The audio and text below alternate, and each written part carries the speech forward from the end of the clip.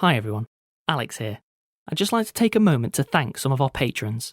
Fast or Right, Capricious Cacti, CX Lou, Stick in Hand, Marjorie Clare, Cora, Arichi, Brian Greenwald, Elita Grunde, Majestic Rhyhorn, John Williams, Sigma Bunny, Jack, Rainy Q, Charlotte Ballantyne, Kerry Kobe, Rosian White, Bennett Burns. Thank you all.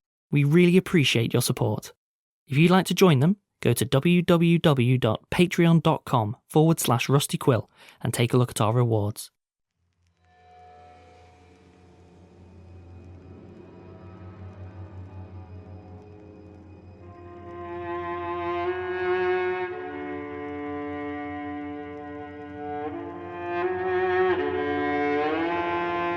Rusty Quill presents The Magnus Archives.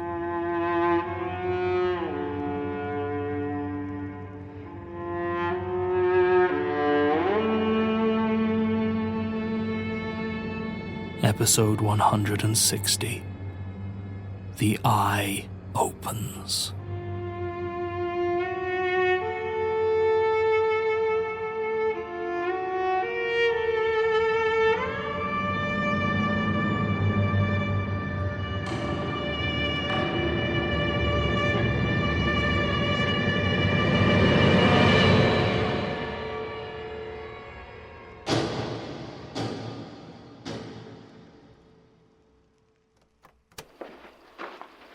Everything alright? Just making sure it works. Still don't think we should have brought it. Oh, it's better than no warning at all. Especially if I'm trying not to, see things, you know. I guess. You're unpacked then? Oh, yes. Much as I can without any wardrobes to speak of, at least. Yeah, it's not exactly the Ritz. Well, it technically still belongs to Daisy, so I'm just glad it's not some sort of kill room. Or it is, and she just cleaned it up really well. Yes. Are we safe here? Safe as anywhere else. If Elias wanted to find us, I imagine he could, but I doubt the police would be able to.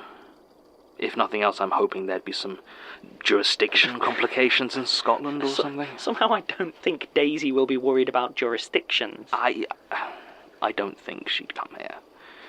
Doesn't look like this place has been used for years. And if she does? Well, at least we'll know where she is. Besides, I'm more worried about the other hunters, or the Sasha thing. Last I heard, they still hadn't found any bodies. A lot of destruction, a lot of blood, but that's it. You think they're still out there? Hopefully a long way out there. But I think we're okay. Not much in the way of food, is there? Oh, no, not yet. I was actually going to head down into the village to go pick something up. Maybe give Basira a call to check in, because Daisy apparently couldn't pick a safe house with a signal. I think that's rather the point. Anyway, don't tell me the phone box down there doesn't appeal to your retro aesthetic. It might. Maybe. You'll be okay here? I'll be fine.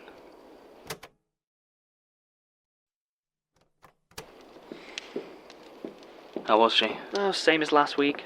Institute still crawling with police? I mean, they've finished all the interviews. Apparently they're calling it a terror attack. Doesn't surprise me. Appropriate, in a way. Does she know who they're looking to blame? They're not really talking to her about it. Sectioned or not, I guess ex-police only gets you so far. Does she know if they found the old prison yet? The panopticon, like Magnus's body? I don't know how hard they're looking, to be honest. Basira says a few of them got lost in the tunnels for over a day, and it's not like the promise of an old man's corpse is much of a motivator. Still, she did manage to talk them out of burning the whole place to the ground. Actually, that reminds me. These are the statements? Yes. Basira said last week she'd send some up as soon as the archives weren't a crime scene. Yes. She wasn't sure which one she'd read already, so she just said she'd send a bunch. There's tapes in here as well. Did she say anything about tapes? She didn't mention it, but I didn't check it till after the call. I assume it's her attempt at a a varied diet? Eating your greens, you know? Probably. I'm sure it'll work fine. Cool. Well, as fun as listening to you monologue is, I will give you some privacy. Go for a walk. Let me know if you see any good cows. Now, obviously, I'm going to tell you if I see any good cows. Right. Statement of Hazel Rutter regarding a fire in her childhood home. Original statement given August 9th, 1992. Audio recording by Jonathan Sims, the Archivist. Statement begins. Hello, John. Apologies for the deception, but I rather wanted to make sure you started reading, so I thought it best not to announce myself. I'm assuming you're alone. You always did prefer to read your statements in private. I wouldn't try too hard to stop reading. There's every likelihood you'll just hurt yourself. So just listen. Now, shall we turn the page and try again? Statement of Jonah Magnus regarding Jonathan Sims, the Archivist. Statement begins. I hope you forgive me the self-indulgence, but I have worked so very hard for this moment, the culmination of 2 centuries of work. It's rare that you get the chance to monologue through the voice of another, and you can't tell me you're not curious. Why does a man seek to destroy the world? It's a simple enough answer. For immortality and power. Uninspired, perhaps, but my God, the discovery not simply of the dark and horrible reality of the world in which you live, but that you would quite willingly doom that world and confine the billions in it to an eternity of terror and suffering, all to ensure your own happiness, to place yourself beyond pain and death and fear. It is an awful thing to know about yourself, but the freedom, John, the freedom of it all. I have dedicated my life to handing the world to these dread powers, all for my own gain, and I feel nothing but satisfaction in that choice. I am to be a king of a ruined world, and I shall never die. I believe there are far more people in this world who would take that bargain than you would ever guess. And I have beaten all of them. Of course, this desire did not manifest overnight. When Smirk first gathered our little band, Lucas, Scott, and the rest, to discuss and hypothesize on the nature of the things he had learned from Rayner, I felt what I believe we all felt. Curiosity and fear. But as he compiled his taxonomy and codified his theories on the grand rituals, I began to develop a very specific concern. Smirk was still so obsessed with his ideas on balance, even as our fellows began to experiment and fall to the service of their patrons. I began to worry that if one of them successfully attempted their ritual, then I would be as much a victim as any, trapped in the nightmare landscape of a twisted world.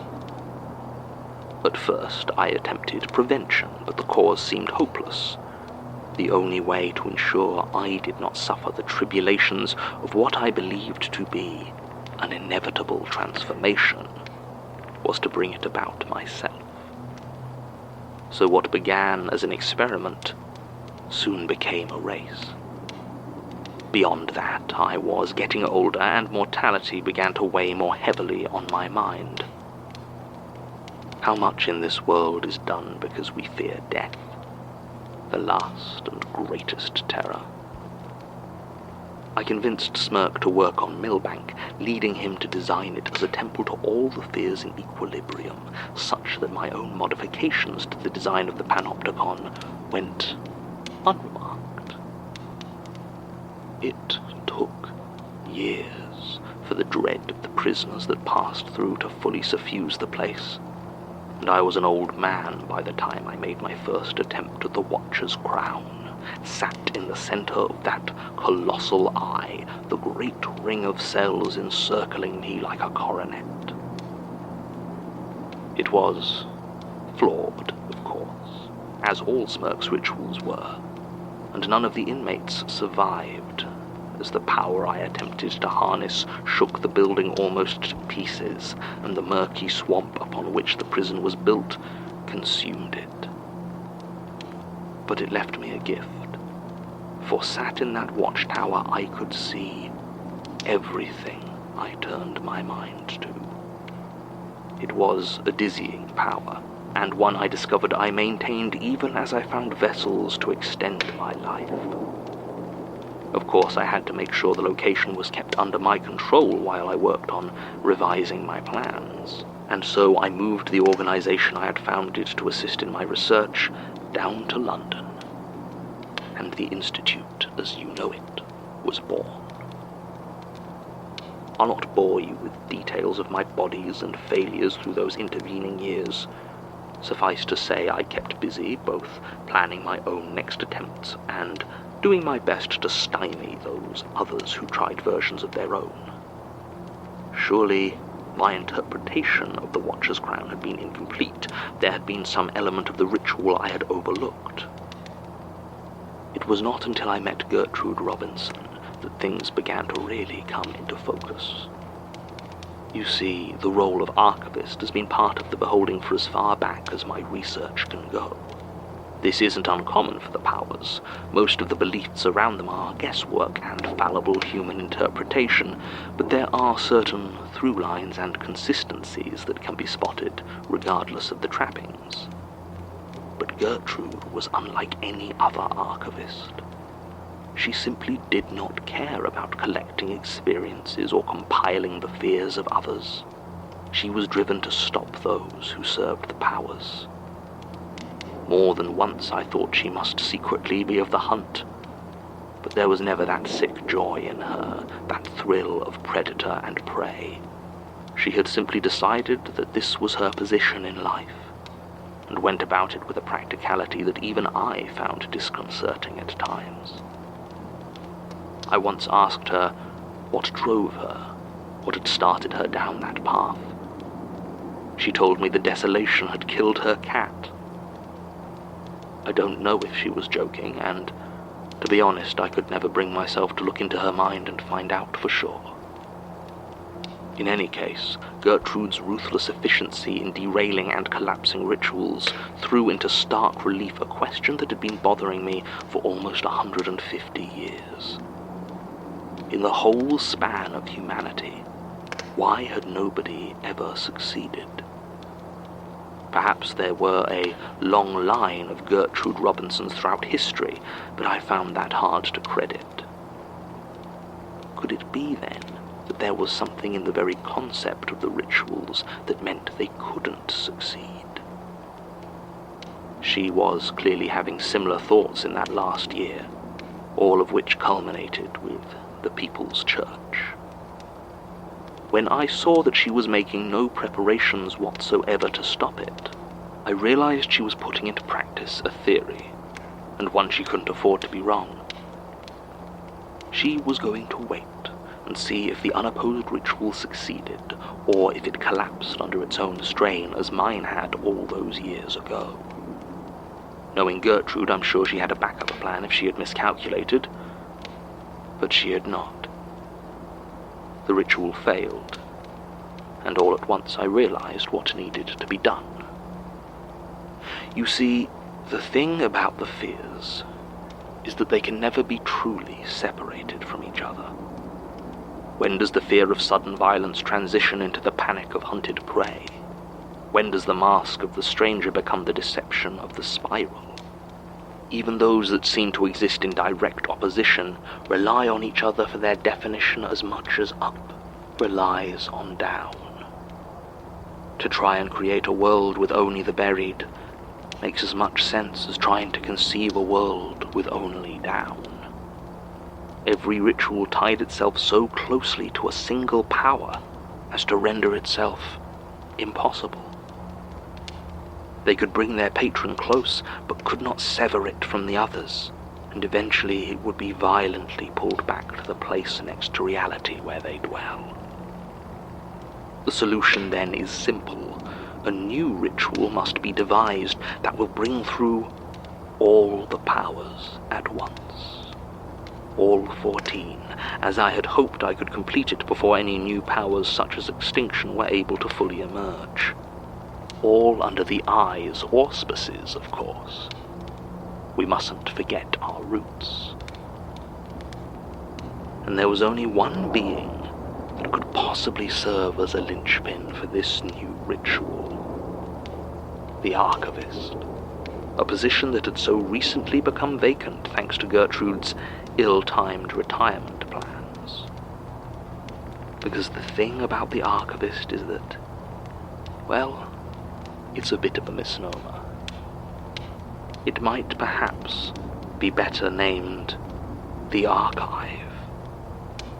Because you do not administer and preserve the records of fear, John.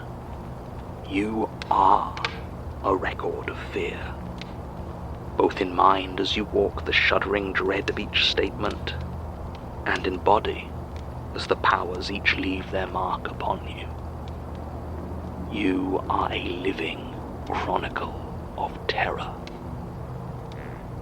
Perhaps then, if I could find an Archivist and have each power mark them, have them confront each one, and each in turn instill in them a powerful and acute fear for their life, they could be turned into a conduit for the coming of this nightmare kingdom. Do you see where I'm going, John? It does tickle me that in this world of would-be occult dynasties and ageless monsters, the chosen one is simply that. Someone I chose. It's not in your blood, or your soul, or your destiny. It's just in your own rotten luck. I'll admit my options were somewhat limited, but my God, when you came to me already marked by the web, I knew it had to be you. I even held out some small hope you had been sent by the spider as a sort of implicit blessing on my whole project, and do you know what? I think it was. Of course, I had to bide my time, get a measure of you before I began to push, learn how you worked. So I decided I would wait until something came for you, and see how you reacted. Attacks upon the archives were not uncommon during Gertrude's tenure, and while she was always prepared, I made sure you would not be. I reasoned if you couldn't survive a single encounter, you were unlikely to make it through all 14. So when Jane Prentice attacked, I watched eagerly, one hand on the gas release from the start. You acquitted yourself well enough, so I decided to see how much further you would get, though I waited until the worms were in you to pull the lever. I needed to make sure you felt that fear all the way to your bones. The discovery that one of the stranger's minions had infiltrated the Institute in the aftermath was certainly a pleasant bonus, even if that sliver of paranoia, that vague wrongness you couldn't quite place, wouldn't count as a mark. It was only a matter of time before it confronted you in a far more direct and affecting manner. Admittedly, given the advent of the unknowing, I needn't have bothered, but what's the old saying about hindsight? More important to me was Sasha's encounter with the distortion. If it had taken an interest, then I very much wanted it to cross your path. So I found one of its current victims and convinced her to make a statement. Poor Helen. I actually had to put her in a taxi myself. She was getting so lost on those narrow London side streets. It worked, though. Between the stabbing and at least 2 desperate flights into its door, you're marked very deep by the spiral. Jürgen Leitner was a surprise, of course, and I was forced to improvise. I had no idea how much Gertrude would have told him, and he could very easily have derailed everything if you learned too much too fast. I justified it to myself, saying I was going to have to send you out into the world anyway if you were going to encounter more of the powers. But I can't honestly pretend it wasn't a rather rash move. Still, I'd requested Detective Tonner be assigned to the case when they found Gertrude's body in the hope that having a hunter in the mix would eventually lead to a confrontation, and setting you up as a killer certainly hastened that. Then it was just a matter of feeding you statements to lead you to a few avatars I thought were likely to harm you, but probably would stop short of actually killing you. Jude served her purpose exactly as I had hoped, as did our dearly departed Mr. Crew, marking you for the desolation and the vast. Honestly, I had nothing to do with Melanie and her slaughter adventure, but when I saw the situation, I made sure to trap her here. So whenever her rage bubbled over, you were right there, a ready target. I didn't foresee the mark coming from surgery gone wrong, but it was a very pleasant surprise. The unknowing was a distraction, but not an unwelcome one. For this to work, you needed more than just the marks. You needed power. And that was something the unknowing served to test, though it posed no actual danger in the grand scheme of things. And it did serve another purpose, of course. It inadvertently pushed you to confront death, a mark I had been very worried about trying to orchestrate. If I tried too early, you'd just die. Too late, and you might be powerful enough to see the attempt coming and maybe even understand why. As it was just right. And once again you came through with flying colors. By this point your abilities were coming on in leaps and bounds, and I was concerned that meeting face to face might end up with you knowing something you shouldn't. I had initially planned to go into hiding, but when your colleagues surprised me with the police, well, it was simple enough to cut a deal. All that remained then were the dark, the flesh, the buried, and the lonely. I was a little put out when that idiot Jarrett Hopworth misinterpreted my letters and attacked the Institute too soon, before you were even out of the hospital. But then, you should have seen my face when you voluntarily went to him. I couldn't see what happened in there, of course, but given how you came out, I'm very sure it counts as a mark.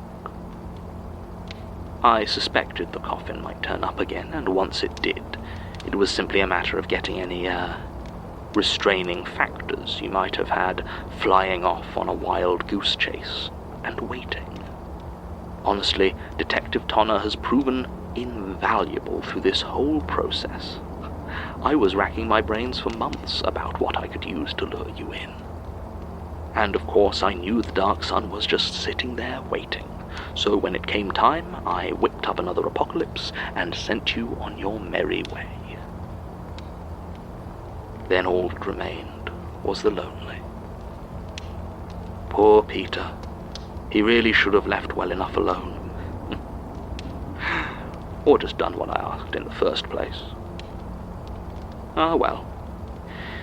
He knew what I was attempting and was very unwilling to cooperate until I made him a little wager about Martin. Of course, he had no way of knowing that, in addition to setting you up for the final mark, he was giving you all the tools you needed to escape from it. How is Martin, by the way? He looks well. You will keep an eye on him when all this is over, won't you? He's earned that. And there, I think, we are brought just about up to date. I have enjoyed our little trip down memory lane, but past here lies only impatience. You are prepared. You are ready. You are marked. The power of the ceaseless watcher flows through you, and the time of our victory is here. Don't worry, John.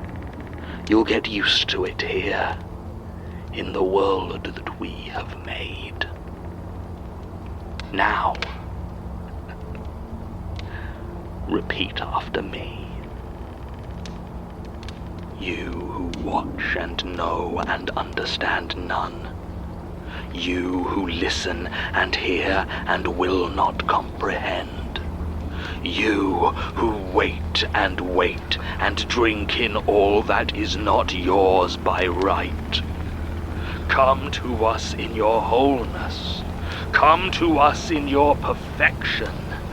Bring all that is fear, and all that is terror, and all that is the awful dread that crawls and chokes and blinds and falls and twists and leaves and hides and weaves and burns and hunts and rips and bleeds and dies.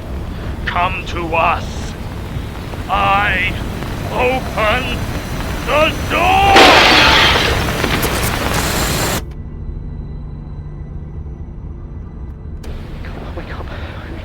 John, wake up! Martin? John! What? Oh, God. What happened? I don't know. Everything... It's all gone wrong. Help me up. No, don't go outside. It's real bad.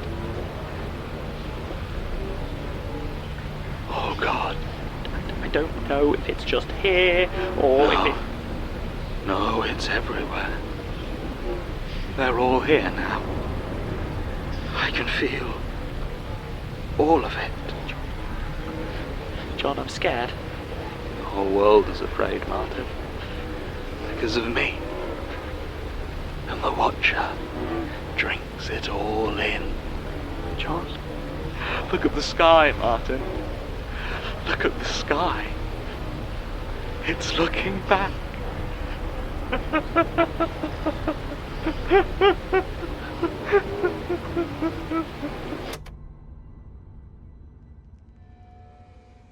The Magnus Archives will return, April 2020.